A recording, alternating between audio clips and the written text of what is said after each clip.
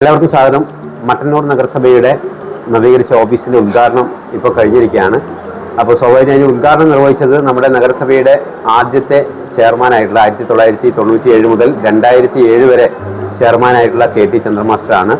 അപ്പോൾ സ്വാഭാവികം മാഷെ കണ്ടപ്പോൾ നിങ്ങളുമായി കുറച്ച് മാഷോട് അനുഭവങ്ങൾ പറയണമെന്ന് തോന്നി, അങ്ങനെ വന്നതാണ്. അപ്പോൾ മാഷക്ക് തൊട്ട് മുന്നേ പഞ്ചായത്ത് ആദ്യമായി മട്ടന്നൂര് പഞ്ചായത്തായ സമയത്ത് KT മാധവൻ നമ്പ്യാറായിരുന്നു നമ്മുടെ പഞ്ചായത്ത് പ്രസിഡന്റ് എന്ന് പറയുന്നത്. ആ പഞ്ചായത്ത് പ്രസിഡന്റ് നമ്മുടെ ചന്ദ്രമാസ്റ്ററുടെ കാരണവരായിരുന്നു, മാമനായിരുന്നു എന്നതാണ് മറ്റൊരു പ്രത്യേകത. ആദ്യത്തെ ചെയർമാനായി വന്നത് KT ചന്ദ്രൻ മാസ്റ്ററാണ്. അപ്പോൾ മാഷെ പുതിയ കാലത്ത് 2025 എത്തിയിരിക്കുമ്പോൾ വളരെ വിശാലമായ സൗകര്യം, വളരെ സംവിധാനങ്ങൾ, എങ്ങനെയാണ് ആ കാലത്തെ നോക്കി കാണുന്നത്? പഴയ 1997 നഗരസഭ പുനർജനിക്കുകയാണ്.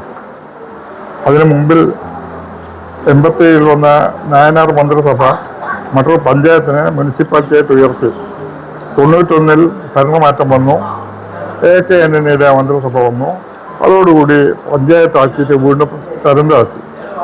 5 കൊല്ലം പിന്നെ പഞ്ചായത്തുമല്ല മുനിസിപ്പാലിറ്റി അല്ല എന്നുള്ള രീതിയിൽ ഞങ്ങൾ ഇടതുപക്ഷക്കാർ മുഴുവനായിട്ടും വളരെ ശക്തമായിട്ടുള്ള പ്രക്ഷോഭനങ്ങൾ, സമരങ്ങൾ എല്ലാം കൂടി നടത്തി. ഒരുപാട് സമരങ്ങൾ നടത്തിയിരുന്നു. നിയമപരമായിട്ട് ഹൈക്കോടതിയിലും പോയി ഇത് പുനഃസ്ഥാപിച്ച് കിട്ടാൻ വേണ്ടി നടത്തി.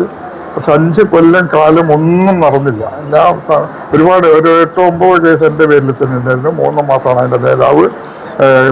എക്സ്ചേഞ്ച് കൃഷ്ണേട്ടനുണ്ട്. അതുപോലെ ആളുകളെല്ലാം ഒരുപാട് പേര് 5 കൊല്ലം സമരങ്ങളും പ്രക്ഷോഭനങ്ങളും നടത്തി ആവാത്തതിന് ശേഷമാണ് 96 വീണ്ടും നായനാർ മന്ത്രിസഭ അധികാരത്തിൽ വരുന്നത്. നായനാർ മന്ത്രിസഭ വന്ന ഉടനെ തന്നെ വീണ്ടും ഈ നഗരസഭയായി പുനഃസ്ഥാപിച്ചു. പിന്നെ സർക്കുലർ വന്നു.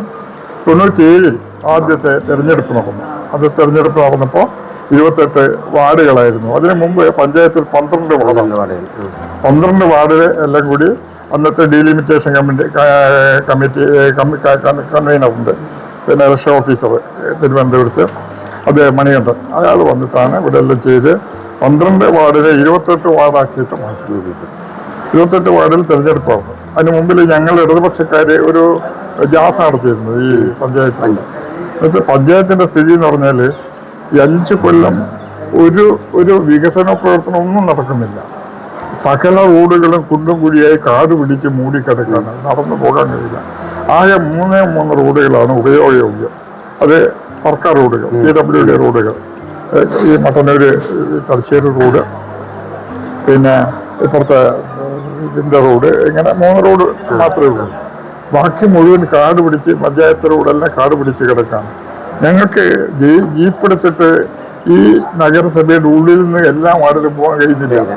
ഞങ്ങൾ ചിലപ്പോൾ താഴ്ശ്ശേരിയെ കൂടി പോകണം, ചിലപ്പോൾ മാലൂരെ കൂടി പോകണം, ചിലപ്പോൾ മാങ്ങാട്ടടത്തെ കൂടി പോയിട്ട് ഓരോ വാർഡിൽ കയറും.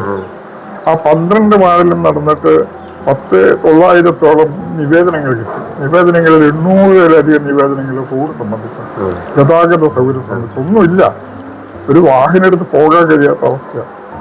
അപ്പോൾ വന്ന ഉടനെ ഞങ്ങളുടെ ഏറ്റവും പ്രഥമമായ പരിഗണന ഗതാഗത സൗകര്യത്തിന്, രണ്ടാമത്തെ പരിഗണന മാലിന്യ നിർമ്മാർജ്ജനത്തിന്. എന്താ വിഷയം എന്ന് പറഞ്ഞാൽ 5 കൊല്ലം ഇവിടെ മാലിന്യം നീക്കം ചെയ്തിട്ടുണ്ട്. ടൗൺ ആകെ നാറി ദുർഗന്ധം. ഞങ്ങൾക്ക് പോലും ടൗണിൽ വന്നിറങ്ങുമ്പോൾ മൂക്കുമ്പോൾ ചീത്തയിൽ നടക്കാൻ പറ്റുള്ളൂ എന്നുള്ള അവസ്ഥ. ജനങ്ങൾ ഞങ്ങളെ ചീത്ത, എന്നെ 3 വർഷം പറയാത്ത ചീത്തയില്ല. നിങ്ങളെങ്ങനെയാക്കിയത്? പഞ്ചായത്താണെങ്കിൽ എടുത്ത് കൊണ്ടുപോയില്ലേനോ, ഭയങ്കര ചീത്ത പറഞ്ഞു. ഒരു രക്ഷയില്ല. ഞങ്ങൾക്ക് ടൗണിൽ 2 ദിവസം വരാൻ കഴിയാണ്ടായി. കാരണം ഇവരുടെ ഒരു എഡ്യൂക്കേഷൻ കൊണ്ട് ഞങ്ങൾ തീരുമാനിച്ചു, ഞാനും ഹരീന്ദ്ര മാസ്റ്റർ ഞങ്ങൾ ഒരു ലോറി എടുത്ത് ഒരു 4 ലോഡ് ലോറി മാലിന്യം എൻ്റെ വീട്ടു പറമ്പത്തും ഒരു 4 ലോഡ് മാലിന്യം ഹരീന്ദ്ര മാസ്റ്റർ വീട്ടിന് പറമ്പത്ത് കൊണ്ട് മൂടി തൽക്കാലം വെച്ചിട്ടുണ്ട്. അപ്പൊ അതെന്റെ മനസ്സിൽ വന്ന ആവശ്യം അടിയന്തരമായിട്ട് വേണ്ടത് മാലിന്യ നിർമ്മാർജ്ജനമാണ്. അതൊക്കെ നിങ്ങൾ ആദ്യത്തെ കഴിഞ്ഞിട്ട് വേദിച്ച് പശ്ചാത്തലം. അപ്പൊ അതാണ് പിന്നീട് അവിടെ ഒരു നമ്മളെ പഴയ നാൻകുട്ടിയാജി അറിയുന്നറിയില്ല, കോൺഗ്രസിന്റെ പഞ്ചായത്ത് ആയത് മുതൽ പഞ്ചായത്ത് മെമ്പറ, വലിയ കോൺഗ്രസ്സുകാരനാണ്. പക്ഷെ ഞാനായിട്ട് നല്ല ബന്ധമായതുകൊണ്ട് അമ്മാവൻ്റെ ഒരു ബന്ധത്തിലോ പഞ്ചായത്ത് പ്രസിഡന്റിലോ അതിൻ്റെ നല്ല ബന്ധം. അപ്പോൾ അയാളുമായിട്ട് ബന്ധപ്പെട്ട് അത് കുറേ സ്ഥലം എടുത്തു. അങ്ങനെയാണ് 10-15 ഏക്കർ ഭൂമിയാണ് എടുക്കുന്നത്. അപ്പം അന്ന് എടുക്കുമ്പോൾ 2 കാര്യം, ഒന്ന് ശ്മശാനം, അന്ന് അങ്ങനെ നമുക്ക് പൊതു ശ്മശാനം ഇല്ല. ഈ അനാഥ ശവങ്ങളെല്ലാം കൊണ്ടിരുന്ന പുറവറയിലെ പുഴയുടെ കരക്കേടിയും കൊണ്ട് മൂടലാണ്. ഇത് ഒരു പ്രശ്നമാണല്ലോ. അപ്പൊ ഇതെല്ലാം നമ്മുടെ മനസ്സിലുണ്ട്. ഇത് ഈ അനുഭവമാണ് കേട്ടോ, നമ്മുടെ വികസനത്തിന്റെ ഒരു അനുഭവമാണ്. പിന്നെ റോഡ് സംബന്ധിച്ചും ആ രീതിയിൽ തന്നെ ഒരു കൊല്ലം കഴിയുമ്പോഴേക്കും മറ്റുള്ള ബസ് സ്റ്റാൻഡിൽ നിന്ന് ഒരു ഓട്ടോറിക്ഷ എടുത്താൽ എല്ലാ വാർഡിലും 28 വാർഡിൽ പോകാൻ കഴിയുന്ന രീതിയിലേക്ക് നമ്മൾ മാറ്റി. അത്ര രൂപയില്ല, അതൊന്നും പൈസ ഒന്നുമില്ല കേട്ടോ. ആദ്യത്തെ നഗരസഭയുടെ ആദ്യത്തെ വർഷം 97-98 എത്ര ഗവൺമെന്റ് പ്ലാൻ ഫണ്ട് എന്നറിയാം? 75 ലക്ഷം. ഇന്നെത്രയാ? 17 കോടിയാണ്.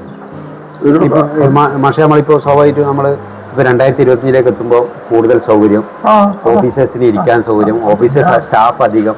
അപ്പൊ ഇതൊക്കെ സംവിധാനം അന്ന് ഈ ചെറിയ ഒരു ഓഫീസ്, ഇപ്പൊ നമ്മൾ നേരത്തെ മാഷ് പറഞ്ഞ പോലെ നമ്മുടെ അമ്പലം റോഡില് ചെറിയ കെട്ടിടത്തില് ചെറിയ കുറച്ച് ആളുകൾ 12 മെമ്പർമാര് 4-5 ദിവസം അത്രേ ഉള്ളൂ. അപ്പൊ എന്നിട്ടും മനോഹരമായി കൈകാര്യം ചെയ്തു. പക്ഷെ ഇപ്പോ ആളുകൾക്ക് ചില സമയത്തൊക്കെ പരാതിയുണ്ട്, ഈ ഓഫീസുകൾ വരുമ്പോൾ പരാതി. അന്ന് പിന്നെ ഞാനൊരു ഇതേ കാര്യങ്ങൾ പറയല. ഞാനും ജോണി സബേസ് വലിയ കോൺഗ്രസ് ആണ്, പക്ഷെ ഒന്നും കാര്യമില്ല. എന്ത് ചെയ്താലും ജനങ്ങളുടെ ആവശ്യത്തിന്റെ കൂടെ ആൾ നിൽക്കും. ആക്കിയിട്ട് വരാൻ താല്പര്യമൊന്നും ഉണ്ടായിട്ടില്ല. ഞാൻ എൻ്റെ ഒരു സ്വാധീനം കൊണ്ടുവച്ചാല് ആള് ഫസ്റ്റ് ഗ്രേഡ് ഓഫീസറാണ്, ഇത് 3rd ഗ്രേഡാണ്. പറഞ്ഞു ജോണി നീ എൻ്റെ അടുത്ത് നിങ്ങൾ മുന്നോട്ടേക്ക്, ഞാൻ ഫസ്റ്റ് ഗ്രേഡ്, ഞാൻ തലശ്ശേരിക്ക് പോവാണ്, നായോ. ഞാൻ പറഞ്ഞ ഭർത്താവ് പറഞ്ഞു എന്നോട് ഞാൻ വരില്ല. ഞാനെപ്പോലെ പാലോടി എന്ന് അധ്യാസിക്കത്ത് ആളെ പോയി പാലോടി പറഞ്ഞ് ട്രാൻസ്ഫർ വാങ്ങിച്ച് പോന്നു. ആള് വന്നിട്ട് ശശിയാ അന്ന് ആളെ ശശിയുടെ ഞാനിവിടെ നിൽക്കുന്നു, ഞാൻ ലീവ് എടുത്ത് പോന്ന ആ നിൽക്കില്ല മരിച്ചു. ഈ 5 കൊല്ലം ഒന്നും ഇല്ലാത്ത സമയമില്ല. ഇത് മാത്രം ഈ ഓഫീസില് ഒരൊറ്റ ഏക ജീവനക്കാരൻ ശശിയാണ്. ഒന്നുമില്ല, നികുതി മുറിക്കലും ഒന്നുമില്ല. പക്ഷെ ചിലപ്പോൾ നികുതി ചീട്ട് ഉണ്ട്. അന്നേരം ആള് വന്നിട്ട് നീതി വെക്കും, അതിന്റെ ചീട്ട് കൊടുക്കും. ഒരൊന്നുമില്ല. എന്നോട് പറഞ്ഞു ഞാൻ പോകുന്നതാണ്. ഞാൻ ജോണിയെ വിളിച്ചു. ഞാൻ പറഞ്ഞു ജോണി നിങ്ങൾ ഇവിടെ ഇരിക്കും, നിങ്ങളുടെ കാര്യത്തിൽ ഞാൻ ഇടപെടില്ല, എന്റെ കാര്യത്തിൽ നിങ്ങൾ ഇടപെടില്ല, നമുക്ക് അങ്ങനെ പോവാം. ഒരു മാസം കഴിഞ്ഞപ്പോ അയാള് ശശിയോട് ഞാൻ പോകുന്നില്ല, അതിനാണ് ഞാൻ ജീവനക്കാരോട്. ഇപ്പൊ നമ്മളിപ്പോ ഈ നിലവിലുള്ള ഈ ജീവനക്കാരോട് മാഷ്ക്ക് പറയാനുള്ളത്, ഇപ്പൊ നമ്മളെ ഇപ്പൊ ഈ സൗകര്യമൊക്കെ വന്നു, ഇനിയിപ്പോ ഇത് AC കൂടി ആക്കാൻ വേണ്ടി പോവാണ്. അപ്പോ നമുക്ക് ജോലി ചെയ്യുന്നതിനുള്ള എല്ലാ സൗകര്യവും നമ്മുടെ സർക്കാർ ഒരുക്കി കൊടുക്കുന്നുണ്ട്. പണ്ടത്തെ പോലെയല്ല, പ്രയാസപ്പെടുന്നു വേണ്ട. അപ്പൊ ഉപഭോക്താക്കളോട് എങ്ങനെ സമീപനം ഇവര് സ്വീകരിക്കും? ശരിക്കും അതെ, അവര് ഒന്ന് നിയമം ജനങ്ങൾക്ക് അനുകൂലമായിട്ട് എങ്ങനെ വ്യാഖ്യാനിക്കാന്ന് ആദ്യം പഠിക്കണം. ജനമനസ്സ് അവർ മനസ്സിലായിട്ടോ. നമ്മുടെ മുഖ്യമന്ത്രി പറഞ്ഞിട്ടുണ്ടല്ലോ, ഓരോ ഫയലും ഓരോ ജീവിതമാണ്.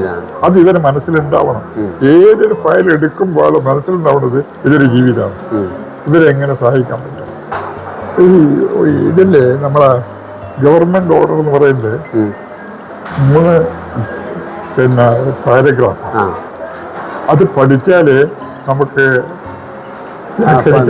ഒന്ന് ആദ്യം ഇതിന്റെ ഈ ഓർഡർ ഇഷ്യൂ ചെയ്യുന്നതിന്റെ പിന്നെ ഇന്റൻഷൻ ഉദ്ദേശം, രണ്ടാമത് ഓർഡർ, മൂന്നാമത്തെ പാരഗ്രാഫ് ഹൗ ടു ഇംപ്ലിമെന്റ്, എങ്ങനെ ഇത് നടപ്പിലാക്കും. ഇത് 3 പഠിച്ചാൽ നിങ്ങൾക്ക് ഏത് നിയമവും നമുക്ക് അനുകൂലമായിട്ട് പിന്നെ വ്യാഖ്യാനിക്കാം.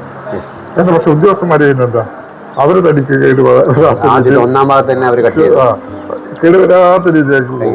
അത് ശരിക്കും അതാ ഞാൻ നേരത്തെ പറഞ്ഞു അവരോട്, നേരത്തെ പറഞ്ഞല്ലോ, ഇതിനെങ്ങനെ നിയമത്തിന്റെ വലയിൽ കൊടുക്കാൻ കഴിയും എല്ലാ കാര്യവും കൊടുക്കാം, എന്ത് പറഞ്ഞാലും കൊടുക്കുകയും ചെയ്യാം.